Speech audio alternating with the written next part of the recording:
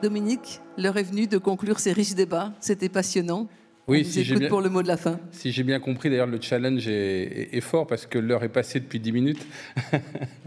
Et donc, j'ai moins 10 minutes devant moi. Je vais m'efforcer d'être court. J'avais énormément de choses à dire. Je vais me concentrer sur les principaux messages que je voulais vous porter. D'abord, j'avais 2 messages pour nos intervenants. Un premier pour Francis Wolf. Merci après d'autres, mais de nous avoir rappelé cette question du cas par cas et de votre propos en même temps. C'est-à-dire que l'enjeu des estivales et l'enjeu au-delà de la démarche de Partager Vie, c'est bien d'inspirer le cas par cas. Parce que, bien sûr que nous gérons du cas par cas, mais pour gérer du cas par cas sans que ce soit de l'arbitraire, nous avons besoin d'une réflexion, nous avons besoin de cadres. Et c'est exactement ce que nous essayons de produire avec notre démarche éthique. Donc merci de nous avoir rappelé à la fois cette nécessité de l'attention individuelle, mais aussi de ce qui doit faire notre colonne vertébrale pour être sûr que les 6000 résidents qui sont accueillis au sein des établissements de Partager Vie bénéficient tous de la même attention et de la même rigueur dont ont témoigné les collaborateurs de Partager Vie que vous avez entendus cet après-midi. Le deuxième message, il était pour Yves Agide. Je dis chiche. Rejoignez Claude Jandel dans notre démarche scientifique. Claude est le conseiller médical de Partager Vie. Nous voulons bien sûr valider par la recherche et par la preuve tout ce que nous entreprenons. Et donc, c'est avec grand plaisir que nous le ferons aussi, Yves, avec votre concours. La deuxième chose importante que je voulais dire, en relais avec ce que vient de dire Madame la députée, et ce qu'appelait ma question, je le reconnais, un peu orientée, c'est que je crois qu'il est fondamental de rappeler ce que nous faisons d'ores et déjà pour que la vie soit bonne en EHPAD. Rappelons que nous assurons des soins, et des soins dont Claude a rappelé à quel point ils sont complexes. Nous assurons une hygiène de vie à des personnes dont les soins, là encore, sont complexes. Nous assurons le gîte et le couvert. Nous assurons une présence permanente qui apporte de la sécurité. Nous assurons de la vie sociale et de l'animation, et le tout pour 120 € par jour. Donc, oui, bien sûr, notre modèle doit en permanence s'adapter. On a parlé de la place du lit dans la chambre et de la taille de la chambre, et on a beaucoup d'autres choses à faire. Et ces adaptations seront complexes et seront coûteuses. Je crois qu'il faut le rappeler aussi.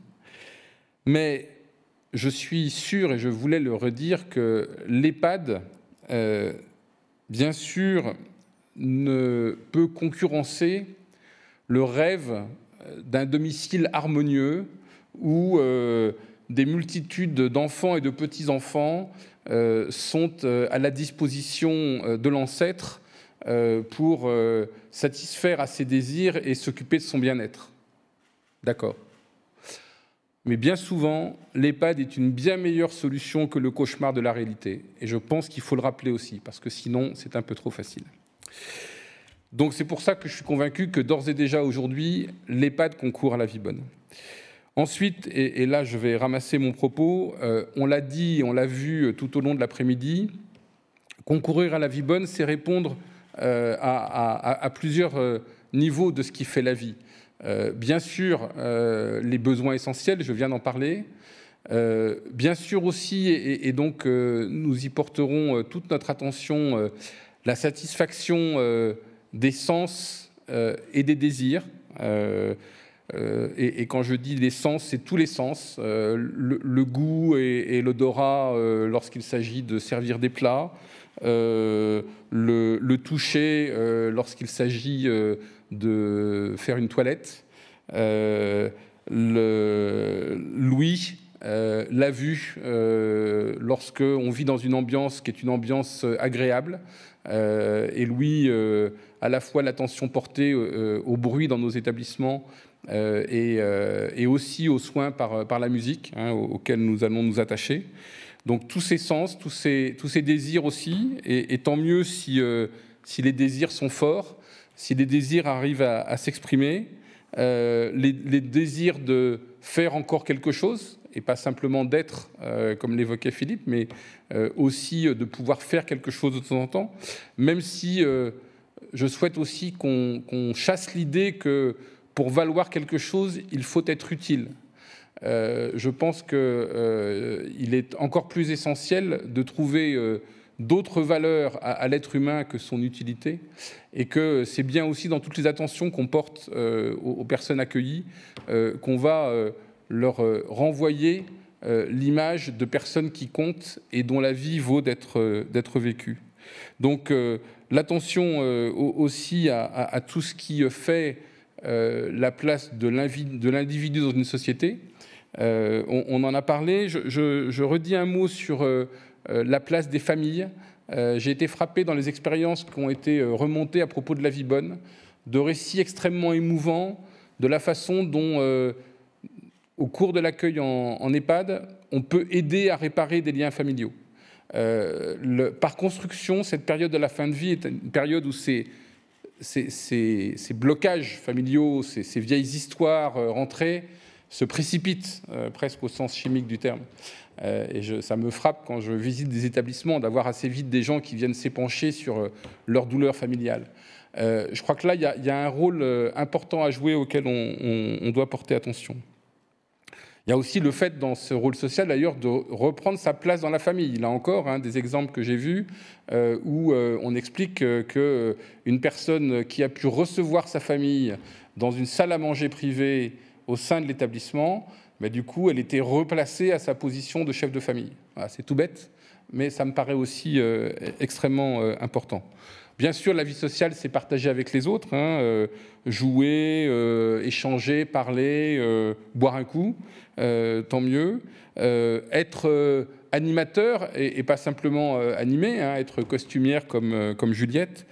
Et puis, puisqu'on parle de vie sociale et de lien social aussi, donner toute leur place au sentiment, à la séduction, à l'amour, à la sexualité. C'est quelque chose qui est quand même très présent en établissement, parfois aidé d'ailleurs par la désinhibition qui peut toucher le grand âge, mais tant mieux. Et tant mieux si certains peuvent partager des gestes d'affection, et tant mieux si partager sa couche peut apporter un peu de plaisir et de réconfort.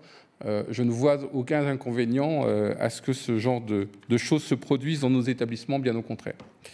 Et puis enfin, je voulais surtout insister sur le fait qu'au total, au bout de cette réflexion, on voit que notre travail d'accompagnement de la dépendance, qui est cette volonté de permettre à tous nos résidents d'exercer jusqu'au bout ce qu'il leur reste de capacité, et pour cela de les assister, de leur apporter une aide. C'est en ce sens que nous sommes aidants, hein. Je veux dire, de même que lorsque nous aidons quelqu'un à se nourrir, nous ne sommes pas là pour le nourrir à sa place, nous sommes là pour l'aider à se nourrir parce qu'il se trouve qu'il a, à un moment donné, des difficultés à se nourrir par lui-même. Je crois qu'au fond, notre raison d'être, c'est justement d'être accompagnant, d'apporter tout l'appui nécessaire pour que même si les personnes ont perdu en autonomie, elles gardent en puissance d'être. Et cette puissance d'être, pour moi, elle s'inscrit enfin essentiellement dans la dimension de l'espace et du temps, hein. Qu'est-ce que c'est que cesser de vivre? Pour moi, c'est sortir de l'espace et du temps, et une fois qu'on est sorti de l'espace et du temps, on ne sait plus ce qui se passe. Mais donc, faire que les gens qui sont en établissement restent dans l'espace et le temps, habitent l'espace et le temps, ne soient pas des patients qui patientent, mais des résidents qui habitent et qui vivent, qu'ils puissent prendre possession de leur espace. On en a parlé à propos de la chambre. On en parlera aussi à propos de nos établissements, de la capacité, y compris à s'y déplacer, comme l'évoquait Christine Passera à propos de l'ouverture des unités protégées.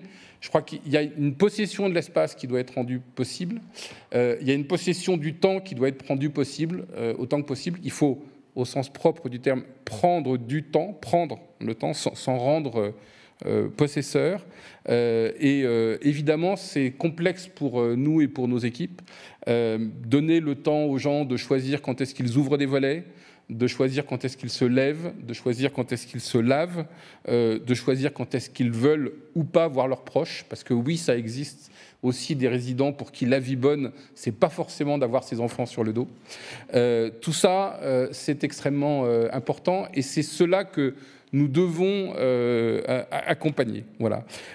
Au total, vous l'avez compris, notre souci, c'est qu'il y ait de la vie jusqu'au bout de la vie. Et quand on dit ça, ça a aussi des conséquences importantes, et je me tourne y compris vers l'autorité législative, parce que ça a des conséquences très directes. C'est que la vie est un désir, tu l'as évoqué, Roger-Paul, c'est une aspiration permanente au mieux, et c'est cette aspiration que nous devons entretenir et accompagner jusqu'au bout. Mais il faut avoir conscience, bien sûr, que cette aspiration, c'est une aspiration à rêver, c'est donc une aspiration à prendre le risque de l'échec. Et donc, si on veut qu'il y ait de la vie, il ne faut pas une vie totalement sécurisée. Il faudra une vie où la prise de risque existe et que cette prise de risque soit acceptée et acceptable partout. Et je crois que la période que nous venons de vivre a été extrêmement risk adverse, comme disent les financiers. Et je crois que dans le rapport, non pas bénéfice-risque, mais vie-risque, nous avons beaucoup à travailler. Voilà. Enfin, pour finir, deux derniers développements.